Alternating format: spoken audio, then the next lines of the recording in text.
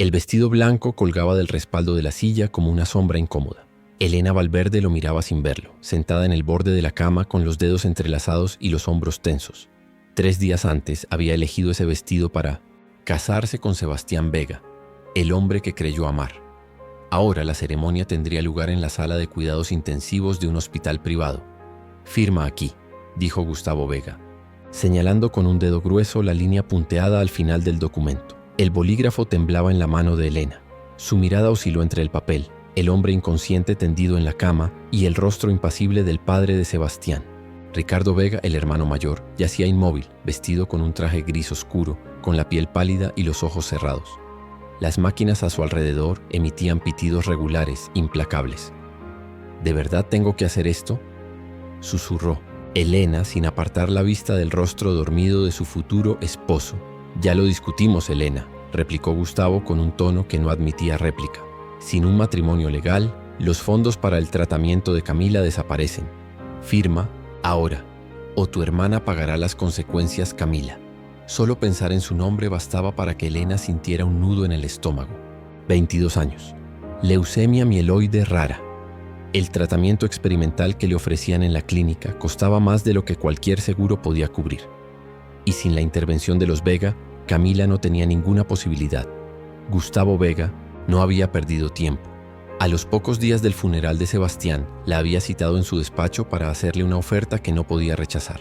«Mi testamento es claro», dijo entonces, cruzando las manos sobre el escritorio de roble.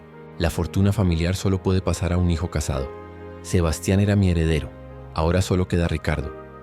«¿Y eso qué tiene que ver conmigo?», preguntó Elena, todavía vestida de negro. «Sebastián me habló de tu hermana. Me dijo que su tratamiento era prioritario para ti. ¿Crees que cualquier hospital de este país va a cubrirlo sin nuestro respaldo? Si no te casas con Ricardo, el apoyo desaparece». No hubo amenazas explícitas. No las necesitaba. Gustavo era un hombre que movía hilos con una sonrisa cortante y silencios peligrosos. Ahora, de pie junto a la cama de Ricardo, Elena sentía que estaba firmando un pacto con el diablo. La doctora Laura Herrera, neuróloga de Ricardo, observaba la escena con incomodidad. Una enfermera ajustaba la vía intravenosa mientras el notario repasaba los documentos. Todo legal, todo limpio. Elena inspiró hondo, cerró los ojos y firmó. «Felicidades, señora Vega», dijo Gustavo con una sonrisa tan fría como el acero.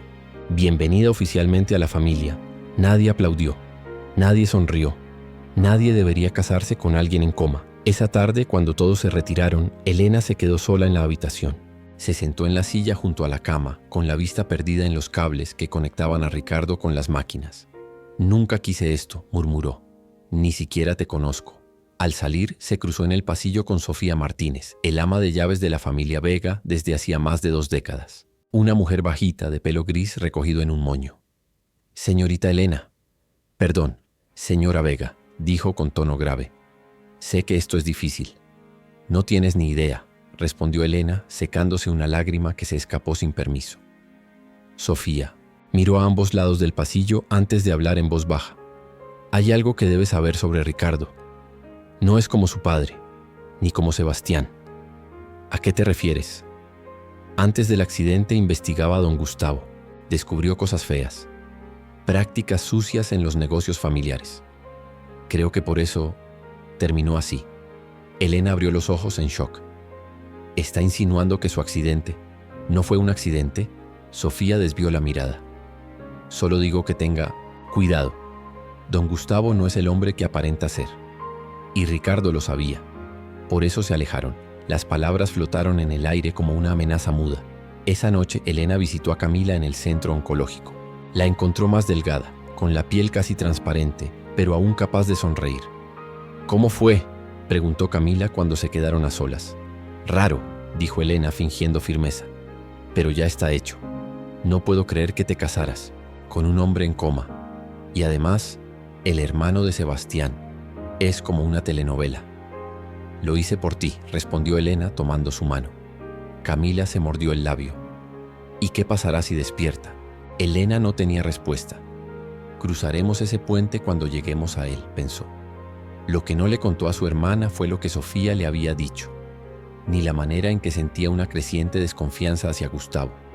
ni cómo empezaba a ver a Ricardo no como un desconocido, sino como una figura enigmática, peligrosa, tal vez injustamente silenciada. Un mes pasó.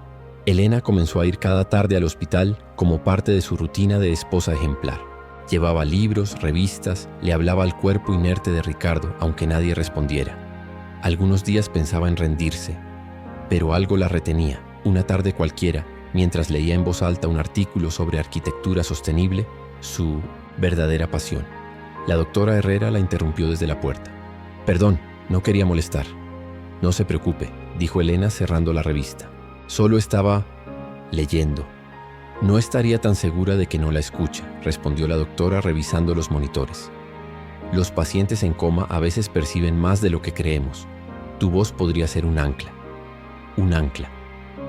La palabra quedó dando vueltas en la cabeza de Elena. Esa misma noche, Gustavo la obligó a asistir a una recepción corporativa. «Sonríe más», le susurró entre dientes mientras la presentaba como la devota esposa de Ricardo. «Nadie cree en una esposa enamorada con esa cara. Es difícil fingir amor por un hombre que apenas conozco», replicó Elena tragándose el enfado. «No necesito que lo ames, solo que cumplas tu papel». Durante el cóctel, un hombre se le acercó con una copa en la mano. «Elena Valverde, ¿verdad? O debería decir Elena Vega». «¿Nos conocemos?», preguntó ella cautelosa. «Carlos Delgado, periodista». Conocía bien a Ricardo. Elena se tensó. «¿Qué quiere?». «Hablar sobre tu marido, el verdadero Ricardo, no la versión que Gustavo intenta vender». Las palabras de Carlos llegarían como una sacudida, y lo que revelaría sería aún más perturbador. El silencio de la mansión Vega era distinto al del hospital.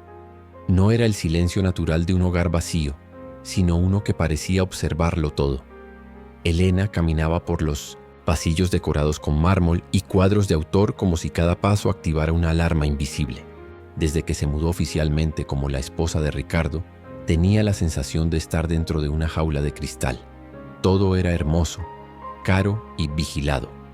Gustavo había asignado a 2 empleados de confianza para que la ayudaran en su adaptación, pero Elena sabía perfectamente que su verdadera función era mantenerla a raya. «Debe mantener las apariencias», le había dicho él con tono paternal. La prensa, los socios, el personal, todos observan. A la hora del desayuno, su lugar en la mesa estaba siempre preparado frente a una silla vacía, la de Ricardo. Nadie hablaba de él, como si estuviera muerto en vida, como si fuera un fantasma, que mantenía intacto su espacio por pura costumbre. Sofía, la ama de llaves, era la única figura amable en ese teatro silencioso, siempre discreta, siempre puntual, pero con una mirada que parecía decir más de lo que sus labios permitían. «¿Duerme bien, señora Vega?», preguntó una mañana mientras le servía té. «No me llames así», replicó Elena en voz baja. «No quiero ese apellido». Sofía esbozó una sonrisa cómplice y asintió. Ricardo tampoco quería. Ese comentario quedó flotando en el aire como una grieta en el mármol. Elena se volvió hacia ella con el ceño fruncido. «¿Qué quieres decir?». Sofía miró hacia el pasillo. Se aseguró de que no había nadie cerca y luego habló en voz baja, casi un susurro. Antes del accidente, Ricardo ya no vivía aquí. Había roto todo lazo con su padre y con Sebastián. Dijo que no podía seguir. Callando. ¿Callando qué? Negocios sucios. Compras ilegales de terrenos, desalojos forzados, permisos falsos. Gustavo tiene más esqueletos en el armario que metros cuadrados esta casa. Elena tragó saliva. ¿Y Sebastián? Sebastián era igual que su padre. Ambicioso. Frío. Para él todo era marketing y resultados. Ricardo era diferente. Esa palabra resonó en la mente de Elena durante todo el día. Diferente. Ricardo, el hombre con el que se había casado, por obligación podría haber sido la única voz disidente en una familia corrupta. Y ahora estaba inconsciente, atrapado en un cuerpo que no respondía. Esa noche en el hospital, Elena llegó con una nueva revista bajo el brazo. Arquitectura ecológica. Proyectos de integración comunitaria. Lo había elegido a propósito, por lo que Sofía había insinuado. «Hoy traigo algo que puede gustarte», dijo sentándose a su lado. «Hablan de vivienda social con materiales reciclados. Sé que suena a locura, pero me dijeron que te interesaban estas cosas». La habitación respondió con el pitido regular de las máquinas. Elena suspiró y comenzó a leer en voz alta. A medida que leía, notó algo sutil, un leve temblor en la mano izquierda de Ricardo, apenas 1 milímetro. Pero fue real, se incorporó de golpe. «Ricardo, ¿me oyes?». No hubo respuesta. Al día siguiente preguntó a la doctora Herrera si era posible. Los movimientos involuntarios ocurren a veces. Espasmos neurológicos. No significa necesariamente que haya conciencia, pero estaba leyendo sobre un proyecto, justo en ese momento. Tu voz puede estar conectando con algo en su memoria. No lo descartes del todo. Elena decidió probar. Cada tarde leía temas relacionados con arquitectura sostenible, proyectos similares a los de su propia carrera. Le hablaba como si estuviera despierto. «A veces me imagino que me respondes», le dijo una tarde mientras ajustaba la manta. «Sería más fácil si pudieras decirme que no estoy loca». A la semana siguiente encontró un cuaderno olvidado en una estantería de la biblioteca de la mansión. Era viejo, con las tapas desgastadas y el nombre de Ricardo garabateado en la portada. Lo hojeó por curiosidad y se quedó helada. Eran notas, bocetos, ideas para una fundación, vivienda accesible para comunidades desplazadas, modelo energético autosuficiente, alternativa al modelo Vega, fechas, contactos, incluso cartas nunca enviadas a Sebastián y Gustavo. La última página tenía algo que la dejó paralizada. «Si algo me pasa, que busquen en el archivo de INIE. Horizontes nuevos. Gustavo no puede silenciarlo todo. Horizontes nuevos». Volvió al hospital esa noche con un nudo en la garganta. Leyó con voz firme, contó historias. Incluso se atrevió a cantar suavemente. Cuando cerró la revista, Ricardo parecía respirar, más profundo. «Tú también lo sientes, ¿verdad?», susurró. «Esto no es solo teatro. Hay algo más aquí, en nosotros». 2 días después, en un evento de la empresa, Gustavo la arrastró nuevamente a sonreír entre inversores. «Deberías agradecerme todo esto», dijo entre dientes mientras saludaban a un banquero alemán. «Tu hermana está viva gracias a mí». «Tú estás viva gracias a mí». «No», replicó Elena manteniendo la sonrisa fingida. «Estoy aquí a pesar de ti». En una pausa del cóctel, se escabulló hacia una de las terrazas. Necesitaba respirar. El aire de la mansión olía demasiado a control. Fue entonces cuando volvió a aparecer Carlos Delgado. «Parece que no te dejan mucho margen», dijo, encendiendo un cigarrillo. «¿Qué haces aquí?». «Soy persistente y curioso, y quiero que sepas que no estás sola». Ricardo confió en mí. Me habló de todo, de la investigación, de los documentos, de lo que iba a revelar antes de su accidente. «¿Y qué quieres de mí?». «Que me ayudes a terminar lo que él empezó». Elena se quedó en silencio, mirando las luces de la ciudad. «No sé en quién confiar, Carlos. Esta familia te atrapa como una red. Pues rompe esa red. Y si necesitas una tijera, aquí estoy». Aquel fue el inicio de algo que aún no comprendía del todo. Pero por primera vez desde que firmó aquel papel, Elena sintió que tenía una posibilidad real de cambiar las cosas. Cuando volvió al hospital, llevó consigo algo nuevo, una copia de los documentos que había encontrado en el cuaderno. Los leyó en voz alta a Ricardo sin saber si él escuchaba, pero esperando que sí. «Si realmente estabas intentando derribar a tu padre, entonces estamos en el mismo lado. Quizás no sea tan horrible estar casada contigo». Esa noche, mientras se despedía, un nuevo detalle la dejó helada. El ritmo cardíaco en el monitor se aceleró apenas unos segundos, justo cuando ella le habló de enfrentarse a Gustavo. Era como si algo en lo profundo del coma respondiera a sus palabras. «¿Estás ahí, Ricardo?». Ninguna respuesta, solo el pitido constante. Pero esta vez Elena no lo sintió como un silencio vacío, sino como una pausa, una espera, y no sabía aún que muy pronto ese silencio se rompería. «No estaría tan segura de que no te escucha», dijo la doctora Laura Herrera mientras revisaba los monitores del corazón. Elena levantó la vista desde la revista que sostenía entre las manos. «¿Lo dice en serio?». «Más de lo que imaginas», respondió la neuróloga. «Los pacientes en estado de coma profundo pueden presentar cierto nivel de conciencia, reacciones mínimas, movimientos, cambios en la frecuencia cardíaca, señales sutiles pero reales». Elena se quedó en silencio.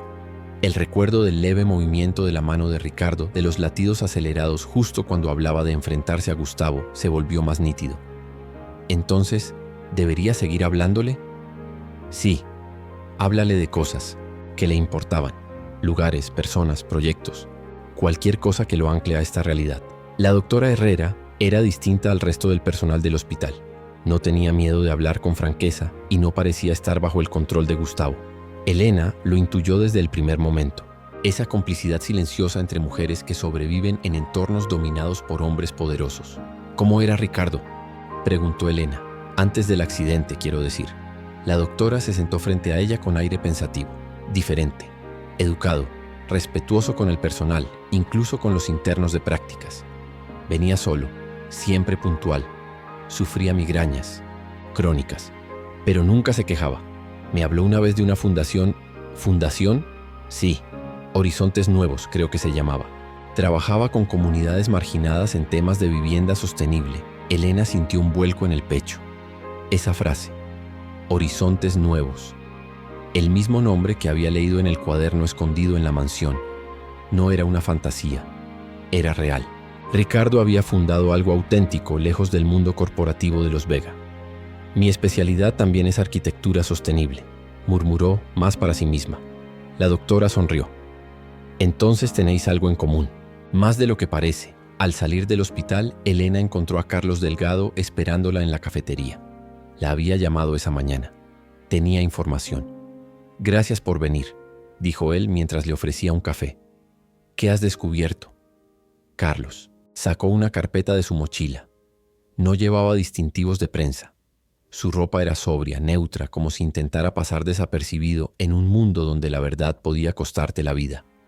Esto es lo que sé, empezó. Ricardo y yo llevábamos meses trabajando en una investigación sobre las operaciones de su padre. Adquisición ilegal de terrenos, desalojos encubiertos, sobornos a funcionarios, cosas muy serias. Y Sebastián colaboraba con Gustavo. Era el rostro limpio de los negocios sucios. Ricardo, en cambio, quería desmontarlo todo desde dentro. Tenía acceso a documentos que ahora han desaparecido. Elena tragó saliva. ¿Y su accidente? Carlos la miró con gravedad. Esa noche Ricardo iba a encontrarse conmigo. Iba a darme las pruebas. Pero sus frenos fallaron en una carretera de montaña. Y curiosamente el mecánico que revisó su coche murió 2 días después. Suicidio. Oficialmente, un escalofrío recorrió la espalda de Elena. ¿Crees que Gustavo está detrás? No tengo pruebas, pero demasiadas coincidencias matan cualquier casualidad. Esa noche, de vuelta en la habitación de Ricardo, Elena se sentó junto a su cama. Le acarició la mano como cada día, pero esta vez su voz sonó distinta. No solo estaba leyendo, estaba contando secretos, cosas que él había iniciado, cosas que ella ahora sentía como propias. Sé lo que intentabas hacer y voy a ayudarte. No estás solo. Le habló de su día, de Carlos, de la fundación, incluso de Camila, cuya salud parecía estabilizarse poco a poco. Tu padre cumplió. Su palabra por ahora, le susurró. Pero me costaste mi libertad, ¿sabes? Te odié. Pensaba que eras como ellos. Frío, intocable. Pero ahora no lo tengo tan claro. Pasaron los días. Las visitas de Elena se volvieron más personales, menos mecánicas. Le hablaba de sus proyectos, de sus sueños, de cómo Sebastián no entendía su visión como arquitecta. Una tarde, mientras leía en voz alta un artículo sobre un proyecto de rehabilitación urbana, algo insólito ocurrió. Este artículo es sobre mí, dijo con una risa irónica. Gané un premio hace 3 años en Monterrey. No recordaba ni que me habían entrevistado. Un movimiento brusco le hizo levantar la vista. Ricardo había movido los dedos. Esta vez no fue un espasmo. Fue claro, deliberado, como si intentara alcanzar algo. Ricardo, ¿puedes oírme? Corrió al pasillo y gritó por ayuda. En cuestión de segundos, la doctora Herrera y 2 enfermeras irrumpieron en la habitación. Está despertando, anunció la neuróloga mientras examinaba sus pupilas con una linterna. Pupilas reactivas. Respiración autónoma. Vamos, Ricardo, si me escuchas, aprieta mi mano. Un temblor. Apenas una contracción. Pero estaba allí. Elena lo miró con el corazón latiendo a 1000 por hora. Los ojos de Ricardo parpadearon lentamente. Se abrieron, confusos, desorientados, y finalmente se posaron en ella. No dijo nada. Solo la miró, y en esa mirada había una mezcla de miedo, reconocimiento y algo más difícil de definir. Una voz débil, apenas audible, escapó de sus labios. ¿Elena? La joven se quedó inmóvil, conteniendo el aliento. Sí, respondió ella con un hilo de voz. Soy yo. Y por primera vez desde que firmó aquel documento, Elena no sintió culpa ni rabia, solo un vértigo brutal. Porque ahora que Ricardo estaba despierto ya no había vuelta atrás. Y su mentira era demasiado grande para esconderla. Durante los días que siguieron al despertar de Ricardo, la habitación del hospital se convirtió en un centro de operaciones silencioso. Médicos, fisioterapeutas, neurólogos, todos entraban y salían como piezas de un engranaje bien aceitado. Pero entre todos ellos había una constante. Gustavo Vega, el patriarca, no se separaba del lado de su hijo. A cada oportunidad pedía privacidad para hablarle de la familia, para ayudarle a reconstruir los recuerdos. Lo que en realidad hacía era sembrar su propia versión de la historia. Te prometo que todo saldrá bien, hijo, decía mientras le ofrecía una sonrisa afectada. Elena y tú os amabais. Sebastián, fue un error del destino, pero tú y ella, vosotros os elegisteis. Ricardo escuchaba en silencio. Su rostro estaba aún marcado por el esfuerzo de despertar. Su voz era apenas un susurro. Su cuerpo no respondía como antes. Pero sus ojos observaban con atención quirúrgica, como si algo dentro de él no acabara de encajar. Necesita descanso, don Gustavo, intervino la doctora Herrera en más de una ocasión. Demasiada información en este estado puede ser perjudicial. 5 minutos, doctora. Solo 5. Elena, desde el pasillo, sentía cómo cada visita a Ricardo se le escapaba entre los dedos. No había podido hablar con él a solas desde el día siguiente que abrió los ojos. Gustavo se interponía como un muro entre ellos, como si supiera que, en cuanto Elena hablara, su control terminaría. Finalmente, una tarde encontró una oportunidad.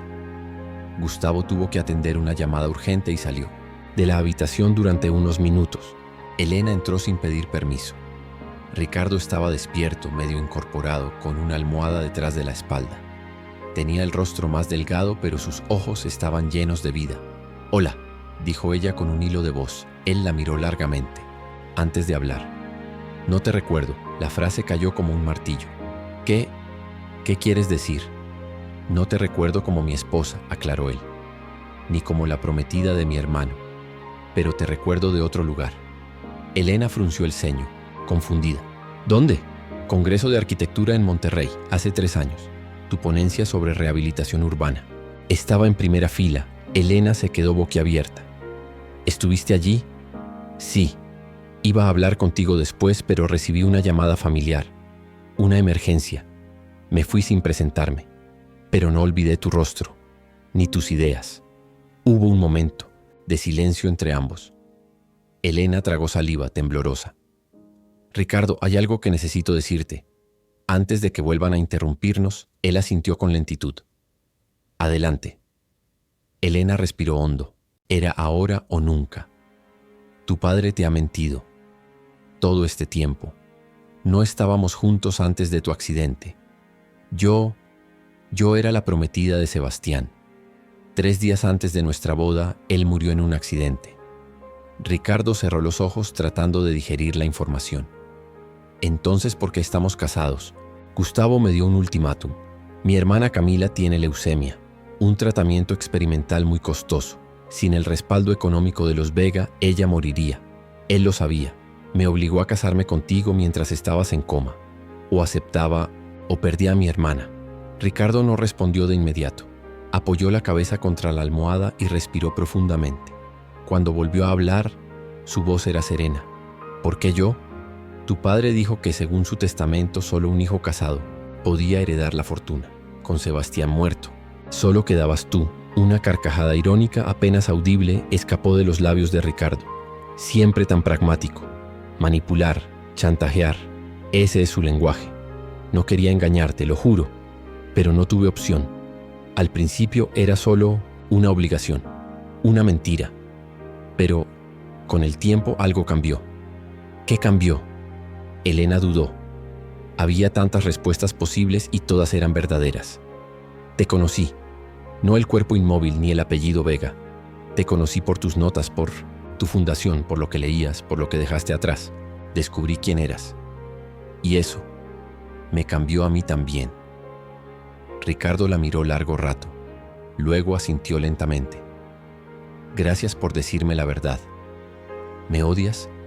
No, pero necesito tiempo para entenderlo todo, para recordar.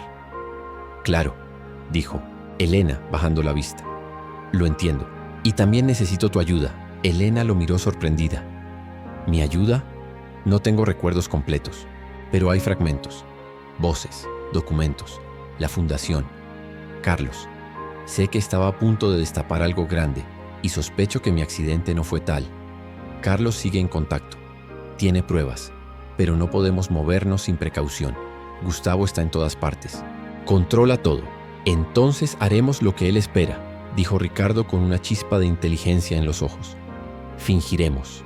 Fingiremos que soy el hijo obediente, el esposo feliz, el que vuelve al redil. Mientras tanto, tú y yo trabajaremos en lo que importa. En silencio. Elena lo miró con una mezcla de respeto, admiración y algo más profundo que no sabía cómo nombrar.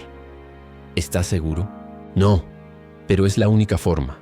En ese instante, la doctora Herrera entró en la habitación con una bandeja. Disculpad, pero es hora de su medicación. Elena se puso de pie, pero Ricardo le tomó la mano antes de que se marchara. Gracias, Elena, por todo. Ella asintió. El contacto de sus dedos, cálido y firme, le devolvió algo que creía haber perdido. Confianza. Cuando salió al pasillo, Gustavo la esperaba con su eterna sonrisa falsa. ¿Cómo está?, preguntó él. Recuperándose, respondió ella, con calma. Pero no es el mismo. Eso es normal. Después de un coma todo el mundo cambia un poco. Elena lo miró con una expresión indescifrable. Sí, a veces para mejor. Gustavo no respondió. Solo la observó con una sospecha velada. Pero Elena ya no temía esa mirada, porque ahora, al otro lado de la cortina de engaños, había alguien despierto. Alguien que no iba a quedarse callado. Y por primera vez desde que empezó todo, Elena sintió que tenía un verdadero aliado. Elena cruzó la verja de hierro oxidado con el corazón acelerado. No por miedo, sino por una mezcla extraña de expectativa y nerviosismo. La dirección escrita a mano en la tarjeta que había encontrado entre los libros de Ricardo la había traído hasta aquel barrio alejado del centro financiero. Nada que ver con los despachos brillantes del Imperio Vega. Aquí las calles tenían baches, los muros estaban cubiertos de grafitis, pero también había algo más. Vida. Un cartel pintado a mano colgaba en la entrada de un edificio de 2 plantas. Fundación Horizontes Nuevos. La recepcionista la miró con sorpresa cuando se presentó. ¿Dice que es la esposa de Ricardo? Sí, Elena Valverde. Un momento, por favor. Pocos segundos después, una mujer de rostro firme y voz decidida apareció desde una oficina interior. Soy Margarita Durán, dijo estrechándole la mano. Directora ejecutiva en ausencia de Ricardo. Pase, por favor. El despacho era sencillo pero acogedor. En las paredes colgaban fotos de proyectos terminados, viviendas ecológicas, espacios comunitarios, talleres de reciclaje y huertos urbanos. También había diplomas, reconocimientos, artículos de prensa. Todo lejos de la ostentación. Todo real. No sabíamos que Ricardo se había casado, comentó Margarita mientras servía 2 tazas de café. Él era muy reservado con su vida personal. No fue exactamente una boda por amor, dijo Elena sincera. Pero últimamente he empezado a conocerlo mejor, a entender lo que hacía aquí. Por eso he venido. Margarita asintió. Ricardo fundó esta organización hace 5 años contra la voluntad de su padre. Usaba su fideicomiso personal para financiar los proyectos que las constructoras rechazaban por no ser rentables. Elena se levantó y se acercó a una de las fotografías. Un grupo de niños jugaba frente a un conjunto de casas pintadas de colores. En una esquina Ricardo sonreía, sin traje, sin corbata, con las mangas arremangadas. Este es el hombre del que me casé, murmuró. Sí, afirmó Margarita. Y también el hombre que intentaron silenciar. Esa noche, de regreso a la mansión Vega, Elena se sentó junto a la cama de Ricardo con una nueva energía. He estado en tu fundación, le dijo. Margarita me recibió. Vi las fotos, los proyectos. Ahora entiendo por qué lo dejaste todo. Ricardo la miró con una mezcla de emoción y vulnerabilidad. ¿Te gustó? Me conmovió. Me hizo pensar que tal vez siempre estuve rodeada de personas que fingían hacer el bien. Tú no finges. Ricardo estiró una mano con esfuerzo y la colocó sobre la suya. Gracias por verlo. Camila había mejorado notablemente. Su cabello, aunque aún corto, volvía a crecer. Su rostro ya no era ceniza y sus ojos brillaban con una chispa rebelde. Una tarde, durante su sesión de quimioterapia, Elena la visitó con una bolsa de fruta cortada y revistas de moda. «Te veo bien», dijo Elena sonriente. «Y yo a ti», respondió Camila con una mirada afilada. «Te veo diferente». «¿Diferente cómo?» «Más ligera, como si algo se hubiese soltado de tus hombros. ¿Tiene algo que ver con Ricardo?» Elena fingió desviar la mirada hacia el techo, pero su hermana la conocía demasiado bien. «Oh, no pongas esa cara. ¿Te estás enamorando de tu marido en coma?» «Ya no está en coma», admitió Elena con voz baja. «¿Qué? Despertó hace una semana. Estamos manteniéndolo en secreto por ahora. Él está recuperándose». Camila entrecerró los ojos como si procesara más de lo que se decía. «¿Y? ¿Te gusta?» Elena no respondió. Solo se limitó a morder un trozo de manzana y mirar por la ventana. «Dios mío», dijo Camila riendo. «Es como una novela, pero de las buenas». Días después, Carlos contactó con Elena para concertar una reunión urgente. La cita fue en Méplitostesient, una cafetería discreta cerca del hospital. «He seguido investigando», dijo sin rodeos. «Y hay algo que no había querido decirte antes porque no estaba seguro, pero ahora tengo una fuente que lo confirma». «¿Qué cosa?» Ricardo no fue el único cuya vida pudo haber sido saboteada. Elena sintió como el estómago se le encogía. «¿Hablas de Sebastián?» Carlos asintió. «Encontré un borrador de informe en el ordenador de Ricardo. Estaba investigando movimientos financieros ligados a una operación inmobiliaria que Sebastián lideraba, una operación que implicaba desplazamiento forzado. Sebastián encontró algo que no debía, lo suficiente como para empezar a cuestionar a su padre. ¿Y crees que murió 3 días antes de casarse contigo, en un coche cuyo sistema de navegación fue manipulado? Iba por una ruta secundaria sin cobertura. No era su camino habitual. Nadie lo había citado ahí. Y ahora hay registros borrados en el servidor de la empresa». Elena apretó los puños sobre la mesa. «¿Insinúas que Gustavo?» «No tengo pruebas definitivas. Pero la pregunta es, ¿cuántas coincidencias hacen falta para dejar de creer en el azar?» Volvió a casa con la mente en espiral. En su habitación encontró a Ricardo despierto, leyendo con lentitud. «Necesito preguntarte algo», dijo ella sentándose a su lado. «Dime, ¿crees que tu padre mató a Sebastián?» Ricardo no respondió de inmediato. Cerró el libro y lo dejó sobre la mesa. «No tengo pruebas, pero sé cómo funciona su mente, y si Sebastián se convirtió en una amenaza, no lo habría dudado. ¿Y tu madre? ¿Dónde está ella en todo esto?» Ricardo suspiró. «Beatriz Mendoza se marchó hace 15 años. Se fue a España cuando descubrió lo que mi padre hacía. Quiso llevarnos con ella, pero Sebastián eligió quedarse. Yo era menor. Gustavo la demonizó. Dijo que nos abandonó. Pero no fue así». Elena lo miró con decisión. «Tenemos que hablar con ella. Llevo años sin tener contacto, pero si hay alguien que tenga pruebas antiguas es ella. Pues llámala, ahora». Ricardo asintió lentamente. Extendió la mano hacia su móvil que Elena había recuperado del archivo de objetos personales del hospital. Marcó un número internacional, dudando apenas un segundo antes de pulsar el icono verde. «Sí», respondió una voz femenina con acento madrileño y tono frío. «Mamá, soy yo». Un silencio. Luego un suspiro ahogado. «Ricardo, necesito tu ayuda». Elena se apartó para dejarles privacidad. Desde la puerta escuchó trozos de la conversación.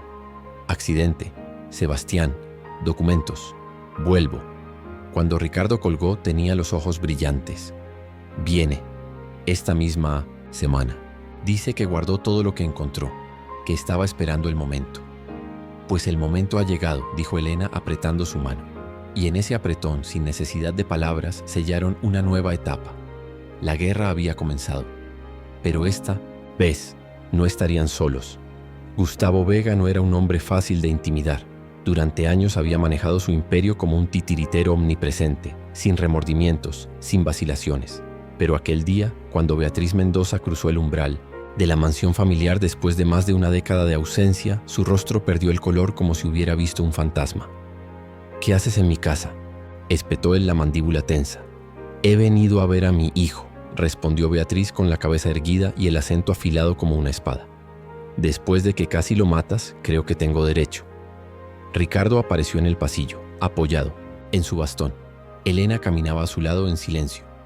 «Mamá», dijo Ricardo abrazándola sin reservas. La tensión se podía cortar con un cuchillo.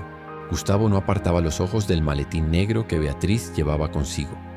«Esto es un asunto familiar», dijo mirando a Elena con desdén. «¿Podrías dejarnos solos?» «Elena es mi esposa», intervino Ricardo con firmeza. «Se queda». Durante la cena, la atmósfera era irrespirable. Beatriz mantenía su maletín a su lado como si fuera un escudo. Gustavo fingía cortesía, pero su mirada era la de un animal acorralado. Cuando por fin los sirvientes se retiraron, Gustavo soltó la primera puñalada. «¿Cuánto quieres por esos documentos?» «No están a la venta», respondió Beatriz sin pestañear. «Son mi seguro de vida. Y ahora también el de Ricardo y Elena». Aquella noche en la habitación principal, Ricardo cerró la puerta con llave y ayudó a su madre a desplegar el contenido del maletín. Elena observaba sin aliento. Había de todo: correos electrónicos impresos entre Gustavo y ejecutivos corruptos, transferencias bancarias sospechosas, contratos ilegales. Pero lo que paralizó a todos fue una serie de mensajes escritos por Sebastián. «Esto es», murmuró Elena. «Mensajes que me envió Sebastián la semana de su muerte», explicó Beatriz. Encontró estos documentos en la caja fuerte de Gustavo. Me contactó confundido, indignado. Planeaba enfrentarse a su padre esa misma noche. «¿Estás diciendo que...?» Ricardo no pudo terminar la frase. «Creo que Sebastián descubrió la verdad y se convirtió en un obstáculo, como tú, como yo, y pagó el precio». Elena se cubrió la boca con las manos. Había llorado la muerte de Sebastián, había sentido culpa, confusión, pero nunca imaginó que él también había querido hacer lo correcto al final. Ricardo golpeó la pared con el puño cerrado. «Siempre pensé que era el cómplice perfecto de papá. Frío, calculador. Nunca imaginé que también fue una víctima». «La peor parte», añadió Beatriz, «es que Gustavo sigue convencido de que todo lo que ha hecho fue por el bien de la familia». En medio de aquel torbellino de emociones, Elena comenzó a sentirse mareada. Era el tercer episodio en una semana. Se apoyó en la cómoda, respirando con dificultad. «¿Estás bien?», preguntó Ricardo acudiendo a ella. «Solo un poco de vértigo. Estrés, supongo». Pero en su interior una sospecha crecía con fuerza. Al día siguiente salió temprano con una excusa y entró en una farmacia del centro. Compró una prueba de embarazo. Una hora después, en el baño del hospital, confirmó lo que ya intuía. Estaba embarazada. Temblando, regresó a la mansión y encontró a Ricardo en la biblioteca. «Tenemos que hablar. ¿Aceptaste el dinero de mi padre?», preguntó él con seriedad, como si esa posibilidad lo desgarrara por dentro. «No, es otra cosa». Se acercó y le tomó las manos. «Estoy embarazada. Vamos a tener un hijo». Ricardo parpadeó varias veces. Luego la abrazó con fuerza. «¿Estás segura?». Elena asintió conteniendo las lágrimas. «Esto lo cambia todo», dijo él con los ojos llenos de emoción. «Ya no luchamos solo por justicia. Ahora luchamos también por nuestro hijo». Horas más tarde, durante una cena incómoda con Gustavo, sonó el móvil de Ricardo. Era Carlos. 3 palabras bastaron para ponerlos en alerta. «Está todo listo. El fiscal tenía las pruebas. Habían llegado al punto sin retorno. Esa misma noche lo entregarían todo». Después de la cena, Gustavo pidió hablar con Elena a solas. La condujo a su despacho y cerró la puerta tras ella. «Te ves pálida», dijo con su sonrisa de serpiente. «¿Te sientes bien?». «Estoy bien». «No, no lo estás. Estás embarazada, ¿verdad?». Elena no respondió. «Lo sabía», dijo él satisfecho. «Mi gente lo vigila todo». Abrió un cajón y sacó un sobre grueso. Lo colocó sobre la mesa. $1 millón, cuentas offshore. Todo legal. El tratamiento de tu hermana garantizado de por vida. Solo tienes que firmar aquí». ¿Firmar qué? «Un acuerdo de confidencialidad y desaparecer de nuestras vidas. De la de Ricardo. De la empresa. De todo». Elena apretó los dientes. «¿Y qué pasará con él si acepto? Será declarado mentalmente incompetente. Yo tomaré control de sus bienes. Es lo mejor para todos». Elena se levantó lentamente. «Detenium, ¿verdad crees que me iría ahora? Después de todo?» Gustavo se acercó y le susurró al oído. «Tu hijo no merece crecer entre mentiras ni peligros, pero si te empeñas, ambos pagarán las consecuencias». Esa noche, Elena contó todo a Ricardo y Beatriz. Entre los tres terminaron de organizar los documentos para el fiscal. Carlos esperaba en un coche aparcado frente a un parque cercano. Una memoria USB, una copia física, vídeos, contratos, testimonios. Todo iba a salir a la luz. Esa noche, mientras el mundo dormía, 3 generaciones de los Vega preparaban la caída del hombre que los había gobernado con puño de hierro, y en la oscuridad, por primera vez en años, había esperanza. El sol brillaba sobre los jardines impecables de la mansión Vega. Desde fuera, todo parecía normal. Los jardineros podaban los setos, el chofer lustraba el coche de Gustavo, y los empleados de servicio se movían con la eficiencia silenciosa de quienes sabían no hacer preguntas. Pero dentro de la casa, cada gesto, cada palabra y cada mirada estaban calculados con precisión quirúrgica. Elena y Ricardo se esforzaban por mantener la fachada. A ojos de Gustavo, eran una pareja funcional, leal, completamente integrada en el negocio familiar. Él creía haber recuperado el control, pero no podía estar más equivocado. Hoy parecerá un día como cualquier otro, le susurró Ricardo a Elena mientras desayunaban, pero es el principio del fin. ¿Carlos ya entregó todo? Está esperando nuestra señal. El fiscal tiene copia de todo. Y Beatriz ha contactado con un juez que no le debe nada a mi padre. Elena miró hacia el ventanal. El aire estaba quieto, pesado, como si el mundo contuviera la respiración antes de una tormenta. A las 11 en punto, Ricardo salió con el pretexto de una cita médica. Elena lo acompañó. Gustavo no sospechó. Incluso les deseó suerte con su sonrisa de comerciante, satisfecho. En el camino al hospital, no fueron al hospital. Se desviaron hacia el café donde Carlos los esperaba. ¿Todo listo?, preguntó Ricardo. Carlos asintió y deslizó sobre la mesa un pequeño sobre blanco. Aquí está la copia sellada. La he entregado personalmente al fiscal del distrito esta mañana. La policía está revisando las órdenes de arresto ahora mismo. ¿Y los medios? Recibirán la filtración en cuanto se haga público el arresto. Nada podrá taparlo esta vez. Ricardo apretó la mano de Elena bajo la mesa. Hoy termina todo. Volvieron a la mansión justo a tiempo para el almuerzo. Gustavo estaba en su despacho, revisando documentos. Su asistente leía titulares en voz baja. Parece que se avecinan cambios en la fiscalía, comentó el asistente. Se rumorea una redada contra corrupción urbanística. Gustavo no respondió, pero Elena notó el leve tic nervioso en su ojo derecho. Estaba inquieto.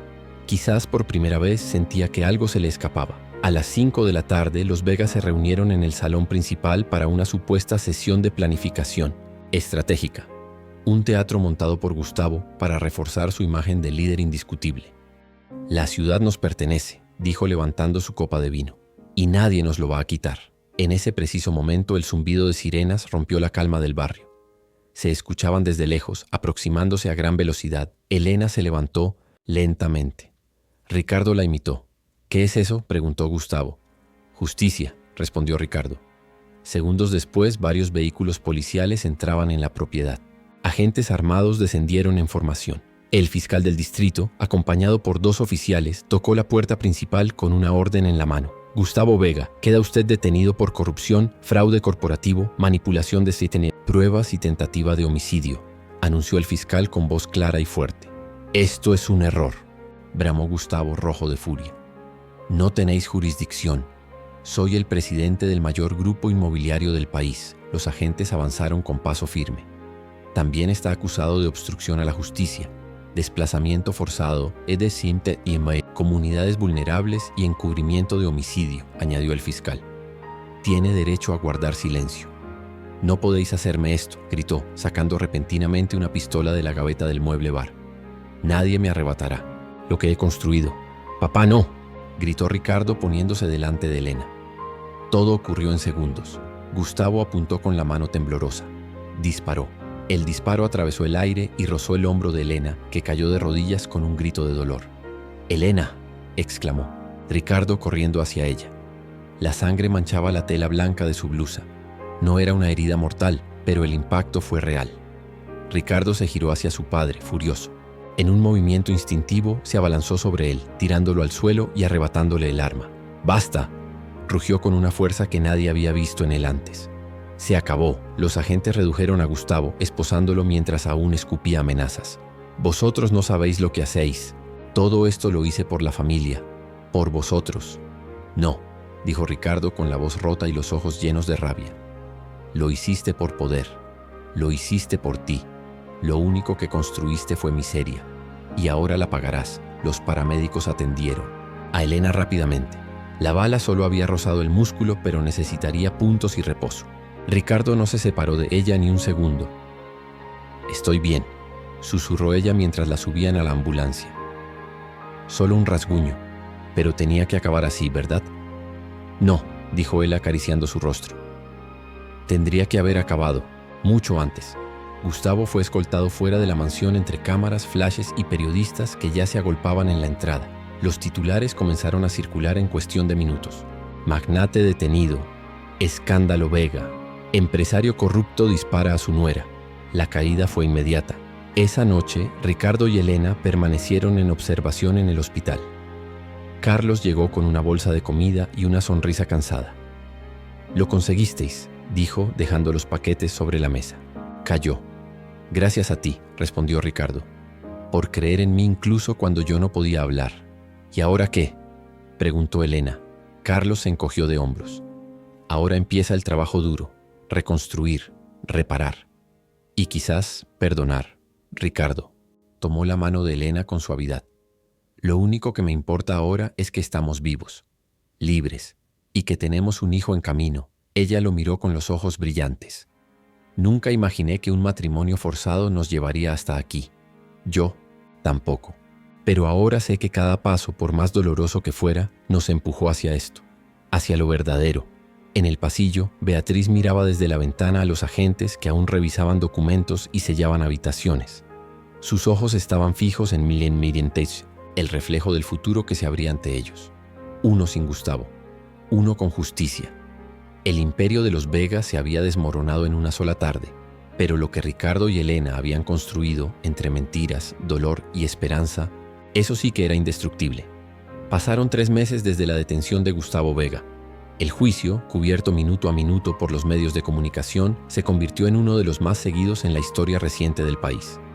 Las pruebas eran tan abrumadoras que ni los mejores abogados del magnate lograron torcer la balanza. Corrupción, sobornos, desplazamiento forzado, fraude fiscal, obstrucción a la justicia y tentativa de homicidio. Una lista de cargos tan extensa como su trayectoria empresarial. Elena y Ricardo asistieron a todas las audiencias clave. En la última, cuando se leyó la sentencia, 20 años de prisión sin posibilidad de reducción, Ricardo no celebró. Solo exhaló, como si se quitara de encima un peso que llevaba desde la adolescencia. «No es alegría lo que siento», le dijo a Elena mientras salían del tribunal. «Es paz. Fría, dolorosa, pero paz. Y es justicia», respondió ella entrelazando sus dedos con los de él. «Que no es lo mismo, pero se le parece». La Fundación Horizontes Nuevos, que durante meses había operado con recursos mínimos y bajo vigilancia constante, fue relanzada con fuerza. Beatriz, desde su nuevo apartamento en el centro, se encargó de recomponer la red de contactos internacionales que Ricardo había construido antes del coma. Los fondos congelados de Gustavo, repatriados por orden judicial, fueron en parte redirigidos por el nuevo fideicomiso creado en nombre de Ricardo y Elena. Ese dinero, antes utilizado para comprar silencio y poder, ahora sería la base para construir algo radicalmente distinto. Casas, centros comunitarios, proyectos educativos. «Quiero que esto sea nuestro legado», dijo Ricardo una mañana mientras caminaban por el solar donde se construiría el primer complejo habitacional ecológico en terreno restituido. «No el apellido, no las mansiones. Esto, y lo será», dijo Elena, «porque es real y porque lo hacemos juntos». Camila, por su parte, recibió la mejor noticia de su vida. Tras un año de tratamiento y varios ciclos de quimioterapia, su leucemia estaba en remisión completa. «Estoy viva gracias a ti», le dijo a Elena entre lágrimas. «Y a él. Nunca pensé que un Vega terminaría siendo mi salvador». «Ricardo ya no es solo un Vega», respondió su hermana sonriendo. «Es muchas otras cosas». Una tarde, mientras organizaban archivos en el estudio, Ricardo encontró un sobre que había guardado para un momento especial. Dentro, una pequeña caja de terciopelo. «¿Recuerdas el día que firmaste aquel contrato?», preguntó. «No creo poder olvidarlo», rió ella. «Fue el día más triste y más injusto de nuestras vidas, pero también fue el comienzo de todo». Se arrodilló con un gesto torpe pero sincero. «Elena Valverde, ¿quieres casarte conmigo otra vez?». Esta vez, por amor. Ella lo miró, con lágrimas ya cayendo antes de que pudiera responder. Sí, por amor, por ti, por nosotros. La ceremonia fue íntima, solo familia cercana, amigos verdaderos y algunos de los arquitectos que ahora formaban parte del nuevo equipo de la fundación. Beatriz llevó a Elena hasta el altar. Camila leyó un fragmento de un poema sobre la resiliencia. Carlos ofició, con permiso del ayuntamiento, como celebrante simbólico. Que este matrimonio nacido de una mentira impuesta se convierta en la verdad más poderosa que ambos hayan elegido, dijo en su discurso. Que su historia inspire a otros. Y que nunca olviden que incluso en medio de la oscuridad siempre hay una salida si camináis juntos. Ricardo besó a Elena como si fuera la primera vez. Y tal vez de alguna manera lo era. Elena avanzaba a paso lento entre maquetas y planos mientras una mano descansaba sobre su vientre redondeado. La niña que esperaban se movía con energía, como si ya participara de los proyectos familiares. Hoy presentaremos la propuesta para el complejo en Villa Renacer, anunció a su equipo en 1900 la oficina central de la fundación. 30 viviendas bioclimáticas, una guardería comunitaria y un sistema de recolección de aguas pluviales. El modelo se exportará a otras 3 provincias si todo sale bien. Los arquitectos aplaudieron con entusiasmo. Ricardo, desde la puerta, la observaba con admiración. Cada vez que te veo hablar así, le dijo más tarde mientras tomaban té en la terraza, me acuerdo de la mujer que presentó aquel proyecto en Monterrey, la que quise conocer pero nunca me atreví a acercarme. Y ahora no puedes deshacerte de ella ni aunque quieras. Ni lo pretendo, rió él. Lo curioso es que todo empezó con un contrato y terminó en esto. Un amor inesperado, una hija. Una nueva oportunidad. Beatriz pasaba ahora más tiempo con ellos. Se convirtió en una especie de abuela prematura y consejera informal de la fundación. Desde su rincón favorito del salón, tejía mantas para la bebé y releía novelas clásicas. Lamento no haber estado antes para protegeros, les dijo una noche. Pero estoy aquí ahora, y nunca más permitiré que el pasado os arrastre. De nuevo, Elena colocó una mano sobre la suya. Has vuelto en el momento justo, y esta familia ya no está rota.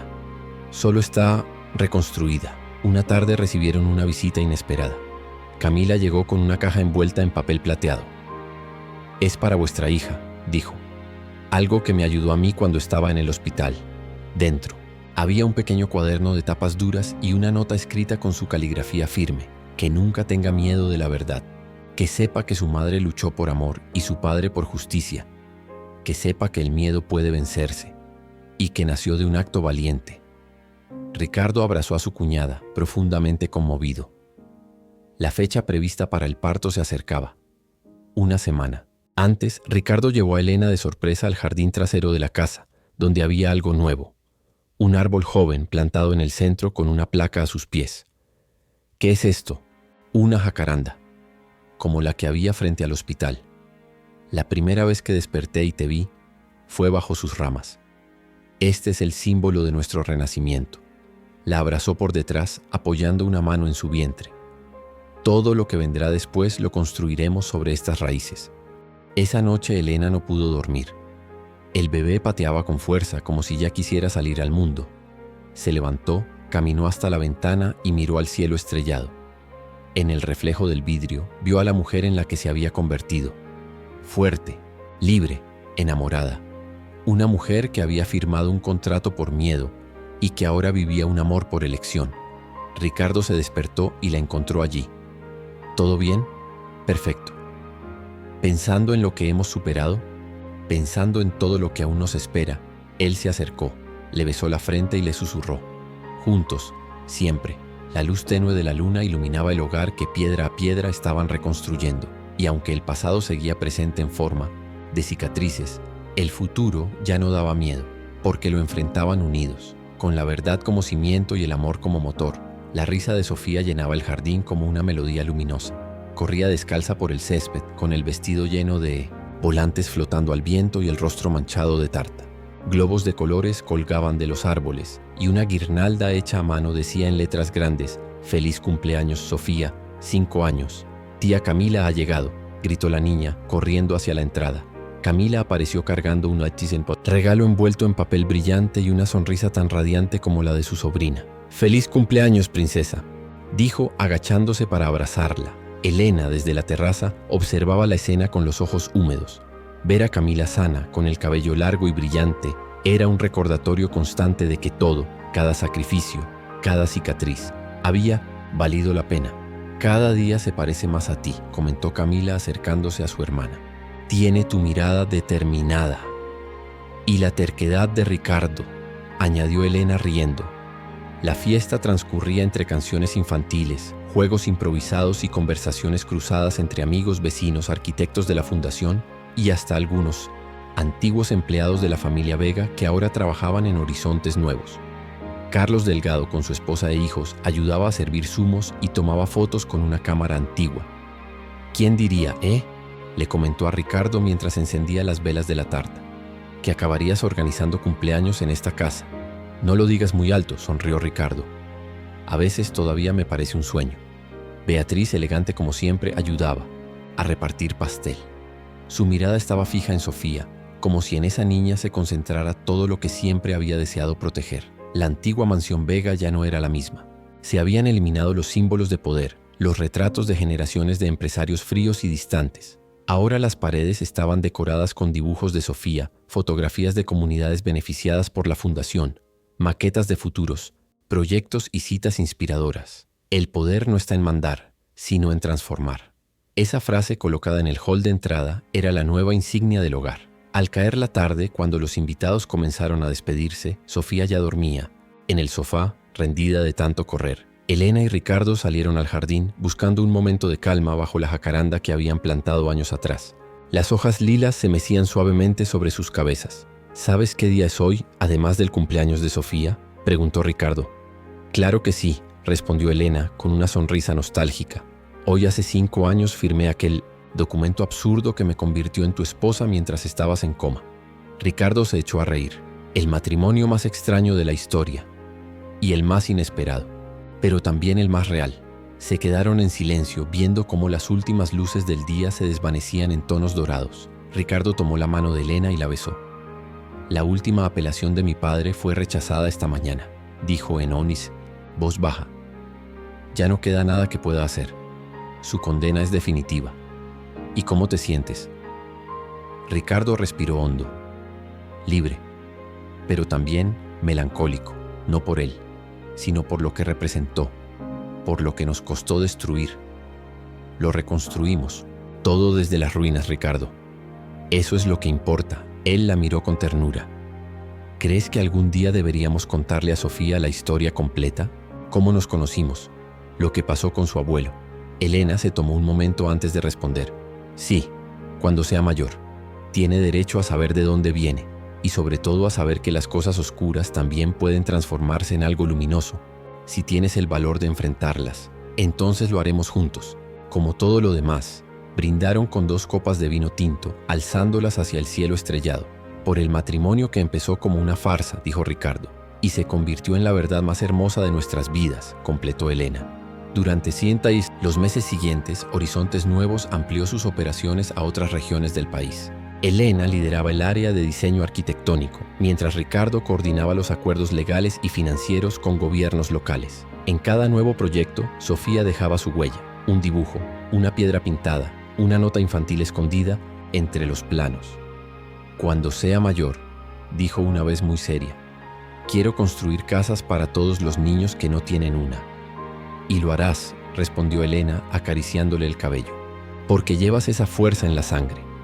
Carlos, ahora convertido en asesor de comunicación de la Fundación, publicó un libro sobre el caso Vega. Mentiras de sangre, crónica de una caída anunciada.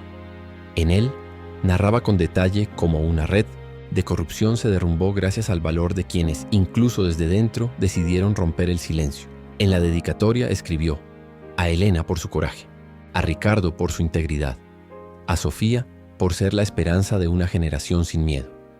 Elena lloró al leerlo, no de tristeza, sino de gratitud. 5 años no borraron las cicatrices, pero sí les enseñaron que el dolor, cuando se comparte, puede dar lugar a algo extraordinario, una familia, una misión, un propósito. Y mientras Sofía crecía entre maquetas, libros de arquitectura infantil y cuentos sobre árboles mágicos y mujeres valientes, Elena y Ricardo sabían que estaban formando no solo a una hija, sino a la semilla de una nueva generación, una generación que no nacería para obedecer ciegamente, sino para transformar el mundo con compasión, justicia y verdad. ¿Sabes qué es lo más irónico?, dijo Elena una noche mientras arropaba a Sofía. Tu padre pensó que al obligarme a casarme contigo, nos controlaría para siempre, pero esa fue su jugada más tonta. Porque nos unió, dijo Ricardo abrazándola por detrás, y juntos lo perdimos todo, menos lo más importante, la libertad. Sofía se removió entre las sábanas y murmuró algo dormida. Elena le besó la frente. Lo hicimos bien, ¿verdad? Lo estamos haciendo, corrigió él. Cada día y bajo el cielo estrellado en la casa que una vez fue símbolo de poder y ahora era sinónimo de hogar, la familia dormía en paz, no protegida por el dinero ni por el miedo, sino por algo infinitamente más fuerte, la verdad y el amor que había nacido de las circunstancias más improbables. Dale like al video y suscríbete al canal para no perderte las próximas historias.